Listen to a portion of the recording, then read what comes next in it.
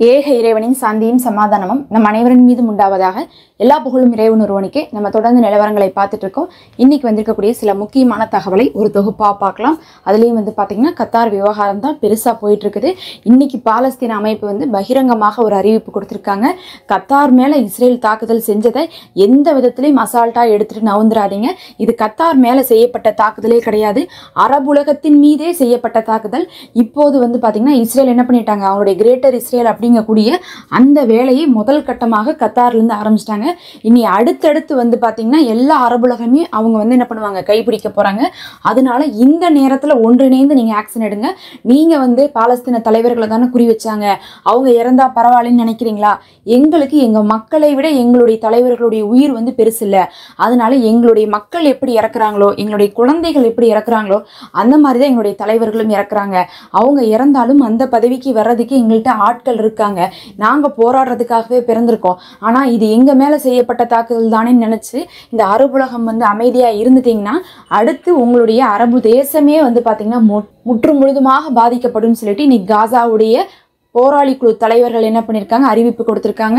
இந்த நேரத்துல இஸ்ரேலுடைய பிரதமர் நெத்தன்யாகு மறுபடியும் இரண்டாவது முறையாக பாத்தீங்கன்னா கத்தாருக்கு எதிராக நாங்க சீக்கிரமே கத்தார்ல இன்னொரு தாக்குதலை நடத்த போறோம்னு சொல்லிட்டு மறுபடியும் அறிவிப்பு கொடுத்திருக்காங்க. இவ்வளவு பிரச்சனை நடந்துட்டு இருக்கு. கத்தார் என்ன பண்ணியிருக்காங்க, ஐநாட்டை போய் முறையிட்டு இருக்காங்க. உடனே ட்ரம்ப் இனிமேல் இப்படி நடக்காது, நான் சத்தியம் பண்றேன்னு சொல்லிட்டு இருக்காரு. நான் உங்களை கைவிட மாட்டேன், பாத்துக்கிறேன், வாங்க சமாதானத்துக்கு போலாம் அப்படின்னு சொல்லிட்டு ட்ரம்ப் கத்தாரை கூப்பிட்டு இருக்காங்க.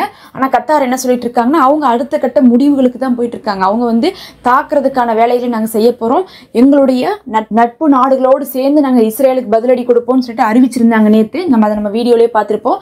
அதை பின்தொடர்ந்து இன்னைக்கு மறுபடியும் இரண்டாவது முறையாக நெத்தன்யாகு என்ன செய்யிருக்காருன்னா, கத்தார் அங்க இருக்கக்கூடிய அந்த இஸ்ரேலுடைய அமாஸ் அமைப்புக்கு இடம் கொடுக்குறீங்க, அவங்களுக்கு நீங்க இடம் கொடுக்கறதுனால தான் நாங்க தாக்குறோம். கண்டிப்பா நாங்க கத்தார்ல இன்னொரு தடவை நாங்க தாக்குவோம், ஏன்னா அவங்க அங்க இருக்கிறாங்க, அவங்களுடைய தலைமையகம் அங்க இருக்குது அப்படிங்கறனால நாங்க தாக்க போறோம்னு சொல்லிட்டு என்ன பண்ணிட்டாங்கன்னா இன்னைக்கு மறுபடியும் நெத்தன்யாகு அறிவிப்பு கொடுத்திருக்காரு. இந்த அறிவிப்பே எப்படி இருக்குன்னு பார்த்தீங்கன்னா ஒரு பெரும் எரிச்சல் ஊட்டக்கூடிய அறிவிப்பாக தான் இருக்குது. இப்போ நிலைமையே மோசமாக போயிட்டு இருக்கிற நேரத்தில் கூட நெத்தன்யாகு இப்படி சொல்லிட்டு இருக்காருன்னா என்ன அர்த்தம்னா, அவங்களுடைய வேலை ஆரம்பிச்சிட்டாங்க, கிரேட்டர் இஸ்ரேல் அப்படிங்கக்கூடிய வேலையை ஆரம்பிச்சிட்டாங்க அப்படிங்கிறதா தெல்ல தெளிவாக தெரியுது. அதுக்கு இன்னைக்கு கத்தார் நல்லா ஒரு 4 விஷயத்த சொல்லியிருக்காங்க. என்ன சொல்லியிருக்காங்கன்னா, முதல் விஷயமா கத்தார் சொல்லியிருக்காங்க, இஸ்ரேல் இப்போது என்ன ஆயிட்டாங்க, அராஜகத்துடைய உச்சத்துக்கே போயிட்டாங்க. அவங்களுடைய காரியங்களை செயல்படுத்துறதுக்காக அவங்க எந்த எல்லைக்கு வேணா போய் தாக்குதல் நடத்துறதுக்கு இப்ப தயாராயிட்டாங்க. முதல்ல நீங்க எங்களை என்ன சொல்றீங்க, அங்க இருக்கக்கூடிய அந்த தீவிரவாத அமைப்புக்கு இடம் கொடுக்குறோங்கிற மாதிரி நீங்க பேசுறீங்களா? அவங்கள இடம் கொடுக்க வச்சதே நீங்க தான் இந்த தடவை மட்டும் இல்ல, இதுக்கு முன்னாடி பல தடவையும் நீங்க போர் செஞ்சிருக்கீங்க, தாக்குதல் நடத்திருக்கீங்க. அவங்களுக்கும் உங்களுக்கு நடுவில் பிரச்சனை வந்திருக்கு, சமாதான பேச்சுவார்த்தையில வந்திருக்கு. அப்போதெல்லாம் எங்களை நீங்க தான் என்ன பண்ணிருக்கீங்கன்னா இந்த தடவை கூட சமாதானத்துக்கு சேர்த்து வைங்க, எங்களுக்கு பிணை கைதியை வாங்கி வைங்கன்னு சொல்லிட்டு அமெரிக்காவும் இஸ்ரேலும் சேர்ந்து தான் என்ன பண்ணீங்க, கத்தார்ட்ட நின்னீங்க. கத்தார்ட்ட நீங்க கேட்டதின் காரணமாகத்தான் நாங்க என்ன பண்ணி வச்சோம், உங்களுக்கு சமாதானத்தை பேசி வச்சோம். இதுக்கு முன்னாடி ஆப்கானிஸ்தான் விஷயத்திலையும் அப்படிதான், உங்களால எதுவும் சாதிக்க முடியல, இன்னைக்கு நாங்க தான் சமாதானத்தை பேசி வச்சு அவர்களுக்கு சுதந்திரத்தையும் வாங்கி கொடுத்துருக்கோம். அதனால சமீப காலமாக ஒரு குறிப்பிட்ட வருடங்களாக நாங்க தான் சமாதானத்துக்கான ஒரு நாடா இருக்கோம். அது கூட நாங்களா தேடிக்கிட்ட இடம் கிடையாது. அமெரிக்காவும் இஸ்ரேலும் எங்கள்கிட்ட கெஞ்சறனால தான் இப்ப காசா விஷயத்துல கூட நாங்க என்ன பண்ணிட்டு இருக்கோம், சமாதானத்துக்கு வந்திருக்கோம். அப்படி சமாதானத்துக்கு வேணும் அப்படின்னு நீங்க கேட்டனால அந்த சமாதானத்துக்கு வரக்கூடிய தலைவர்களை எங்களுடைய நாட்டில் நாங்க தங்க வச்சிருக்கோம். நீங்க என்னமோ நாங்க அவங்களுக்கு சும்மாவே இடம் கொடுத்து அவங்கள வச்சு உங்களை அடிக்கிற மாதிரி சொல்றீங்க. உங்க சமாதானத்துக்காக தான் அவங்களுக்கு நாங்க இடமே கொடுத்துருக்கோம். நீங்க எங்கள்கிட்ட கேட்டீங்களா இல்லையான்னு சொல்லிட்டு இன்னைக்கு கத்தாருடைய அமீர் என்ன பண்ணியிருக்காங்க, கேள்வி எழுப்பியிருக்காங்க. அவங்க என்ன சொல்றாங்கன்னா, நீங்க தான் சமாதானம் கேட்குறீங்க, அதனாலதான் அவங்களுக்கு அடைக்கலம் கொடுத்து அவர்களை என்ன பண்றோம், பாதுகாத்து சமாதான பேச்சுவார்த்தை ஒவ்வொரு மாசமா நாங்க என்ன பண்ணிட்டு இருக்கோம், பேசிட்டு இருக்கோம். இந்த 2 வருஷத்துல எத்தனை தடவை நம்ம சமாதான பேச்சுவார்த்தைக்கு போயிட்டோம். அதுலயும் 2 தடவை போர் நின்றுச்சு, ஒரு தடவை கிடையாது, 2 தடவை தற்காலிக போர் நின்று பிணை கைதிகளை எத்தனை வாங்கினீங்கன்னு அவங்க கேட்கறாங்க. நாங்க தானே வாங்கி கொடுத்தோம். ஒரு பிணை கைதியாவது உங்களால உயிரோட தூக்கிட்டு வர முடிஞ்சா? ஒன்னாவது உங்களால சமாதானம் பேசி அவங்கள்ட்ட நேரடியா மீட்டிங்களா? கிடையாது இல்ல, கத்தார் தானே பேசுச்சு. இப்ப நீங்க கேக்குறீங்க கத்தார் ஏன் அவங்களுக்கு இடம் கொடுக்குறாங்கன்ட்டு. அவங்களுக்கு இடம் கொடுத்தனால தான் நாங்கள் வந்து 2 தடவை போரை நிறுத்தி கொடுத்தோம். இப்போ 3வது தடவைக்கு நாங்கள் வந்து சமாதான பேச்சுவார்த்தைக்கு தானே போயிட்டு இருக்கோம். இங்க இருந்துட்டு அவங்க ஏதாவது வந்து தீவிரவாத நடவடிக்கை செஞ்சாங்களா? அப்படி செஞ்சிருந்தா தான் நீங்க தாக்குறதுக்கு ஏதாவது ஒரு நியாயம் இருக்கு. அவங்க இங்க இருக்கிறதே சமாதானத்துக்காகத்தான், சமாதான பேச்சுவார்த்தைக்காக தான் நாங்கள் வச்சிருக்கோம்னு சொல்லிட்டு இன்னைக்கு கத்தார் வந்து என்ன பண்ணியிருக்காங்கன்னா, யாரெல்லாம் வந்து கத்தார் மேல அடிச்சது நியாயம்தான், கத்தார் வந்து என்ன பண்றாங்க அவங்களுக்கு இடம் கொடுத்துட்டு இருக்காங்கன்னு சொல்லிட்டு இஸ்ரேலுக்கு ஆதரவா பேசினாங்களோ அது எல்லாத்துக்கும் ஒரே பதிலா சொல்லியிருக்காங்க.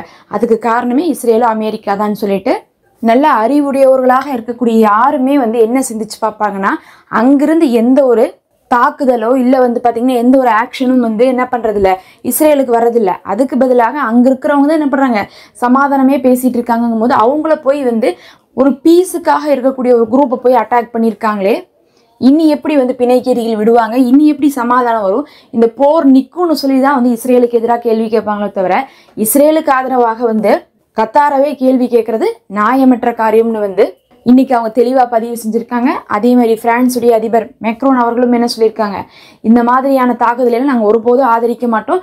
இஸ்ரேல் என்ன பண்ணிட்டு இருக்காங்க, அவங்களுடைய எல்லையை கடந்து போயிட்டு இருக்காங்க. இப்படியே பண்ணிங்கன்னா சமாதானம்லாம் வராது. உங்களுக்கு சமாதானத்தின் மீதும் பிணைக்கேதியின் மீதும் வந்து நம்பிக்கையும் இல்லை, ஆசையும் இல்லை அப்படிங்கிறத நீங்களே தெளிவாக காமிச்சிருக்கீங்கன்னு சொல்லிட்டு இன்னைக்கு பிரான்ஸுடைய அதிபர் மேக்ரோன் அவர்களும் வந்து சொல்லியிருக்காங்க. அதுவும் பாருங்க, 2வது தடவை நாங்கள் தாக்க தான் போகிறோம், கத்தாரை அடிக்க தான் போகிறோம்னு சொல்லிட்டு பகிரங்கமாக மறுபடியும் வந்து அறிவிப்பு கொடுக்குறாங்கன்னா, இன்னைக்கு கூட அவங்க வந்து இந்த போரை வந்து என்ன பண்ணுறது இல்லை, பாலஸ்தீனத்தோட இப்போ முடிச்சுக்க போகிறது கிடையாதுன்னு அர்த்தம். இது வெறும் பாலஸ்தீனத்துக்காக நடந்ததோ இல்லை வந்து காசாவில் இருக்கக்கூடிய போராளிகளுடைய தலைவர்களுக்காகவும் நடந்தது கிடையாது. அதுதான் காசாவுடைய போராளி குழு அமைப்புன்னு சொல்லியிருக்காங்க. இது எங்களுக்கானது கிடையாது, அரபுலக தேசத்துக்கே ஆனது. அரபுலக தேசமே இப்போ அச்சுறுத்தலில் இருந்து கொண்டு இருக்குது. அவ்வளோதான், கிரேட்டர் இஸ்ரேல் கான்செப்டில் இனி நகர்ந்து போய்கொண்டே இருக்கும். இந்த நேரத்தில் ஒன்றிணைந்து என்ன பண்ணுங்க, பதிலடி கொடுத்துருங்கன்னு சொல்லியிருக்காங்க. அதனால கத்தாரும் வந்து பார்த்தீங்கன்னா இப்போ வந்து ஞாயிற்றுக்கிழமை திங்கக்கிழமை 2 நாளைக்கு வந்து முக்கியமான அவசர மீட்டிங் போட்டு பேசி நாங்கள் பதிலடி கொடுக்க தான் போகிறோம்னு சொல்லிட்டு தான் வந்து இதுவரை அறிவிச்சிட்டு இருக்காங்க. நாங்கள் வந்து சட்ட ரீதியாக வந்து நடவடிக்கை எடுப்போம் அப்படிங்கிற மாதிரிலாம் வந்து இதுவரையும் வந்து கத்தார் சொல்லலை. ஆய்வாளர்கள் முதல்ல அப்படிதான் சொல்லிட்டு இருந்தாங்க, அவங்க சட்ட ரீதியாக மட்டும்தான் வந்து ஆக்ஷன் எடுப்பாங்க, கண்டிப்பாக தாக்க மாட்டாங்கன்னு சொன்னாங்க. ஆனால் இப்போ வந்து பார்க்கும்போது இது அரபுலக தேசத்துக்கே ஆன பிரச்சனை அப்படிங்கும்போது அரபுலகமே வந்து ஒன்று திரள்றதுக்கான வாய்ப்பு இருக்குது. எல்லாருமே வந்து நாங்கள் கத்தாருக்கு பின்னாடி இருக்கிறோம்னு சொல்லிட்டு தான் அறிவிச்சிட்டு இருக்காங்க. அதுலேயும் நெத்தனியா சொல்லும் போது கத்தாரை மட்டும் அடிப்போம்னு சொல்லலை, எந்த இடத்துல அரபுலக தேசத்துல பாலஸ்தீன் அமைப்பு இருந்தாலும் நாங்கள் அழிப்போம்னு சொல்லியிருக்காங்க. நீங்க எங்க போனாலும் அழிப்போம்னு சொல்லிட்டு அங்க இவங்க இருந்தாங்கன்னு சொல்லிட்டு கூட பொய்யா தாக்குதல் பண்றதுக்கான வாய்ப்பு இருக்கு. UAE, கத்தாரு, சவுதி அரேபியான்னு சொல்லிட்டு பல பகுதியை உள்ளடக்கியதான் அந்த கிரேட்டர் இஸ்ரேல் கான்செப்ட். அதனால அங்கெல்லாம் இல்லாட்டினா கூட இருக்கிறாங்கன்னு சொல்லி கூட அடிக்கிறதுக்கான வாய்ப்பு இருக்கு. அவங்க சமாதான குழுவே அடிச்சிட்டாங்கன்னா இந்த போரை நிறுத்தாமையே இந்த பக்கம் பிடிச்சிடணும் அப்படிங்கிறதுக்கான வேலையை ஆரம்பிக்க போறாங்கன்னு அர்த்தம். இந்த போரெல்லாம் இப்போதைக்கு நிற்கக்கூடிய அளவுலேயே கிடையாது, அது வருஷக்கணக்காக தொடர்றதுக்கான வேலைகள் தான் இப்போது நடந்துட்டு இருக்கு. அப்படியே நம்ம காசாக்குள்ளே பார்த்துட்டோம்னா காசாக்குள்ளே தொடர்ச்சியாக தாக்குதல் நடத்தப்பட்டு இருக்கு. நேற்று கூட வந்து 40 பேத்துக்கு மேலே இறந்துருக்காங்க. அது மட்டும் இல்லாமல் 250 பேத்துக்கு மேலே படுகாயம் அடைந்திருக்காங்க. இப்போ யாருமே ஒரு 2-3 நாளாக காசாவை பற்றி பேசுறதுக்கே இல்லாமல் என்ன பண்ணிட்டாங்க, எல்லாமே கத்தார் பக்கமே திருப்பிட்டாங்க. இந்த மாதிரி தான் அப்பப்போ இஸ்ரேல் என்ன பண்ணுவாங்கன்னா, காசாவில் அநியாயம் செய்யும் போது அந்த அநியாயத்தை பற்றி யாரும் பேசக்கூடாதுங்கிறதுக்காக போய் அங்கங்கே போய் வம்பு இழுத்துட்டு வந்து விஷயத்தை பெருசு பண்ணி விட்டு அதை பற்றியே ஒரு 10-15 நாள் பார்த்துட்டு இருப்பாங்க. இந்த பக்கம் பார்த்தா என்ன பண்ணிடுவாங்க, கொத்தா தாக்குதலை பண்ணி பொதுமக்களை வந்து அழிச்சிட்டு இருப்பாங்க. இதுக்காகவும் இந்த மாதிரியான தாக்குதல்கள் நடத்தப்படுதுன்னு சொல்லிட்டு ஆய்வாளர்கள் சொல்லி கொண்டு இருக்காங்க. பொறுத்திருந்து பார்க்கலாம். இஸ்ரேல் வந்து எந்த நேரமும் நாங்கள் தாக்குறதுக்கு தயாராக இருக்கோம்னு இருக்காங்க. கத்தாரும் வந்து எங்களுடைய நட்பு நாடுகளோடு சேர்ந்து எந்த நேரமும் நாங்கள் இஸ்ரேலுக்கு பதிலடி கொடுக்கறதுக்கு தயாராக இருக்கோம்னு சொல்லியிருக்காங்க. நம்ம அடுத்த ஒரு காணொலியில் சந்திப்போம். தொடர்ந்து இணைந்திருங்கள்.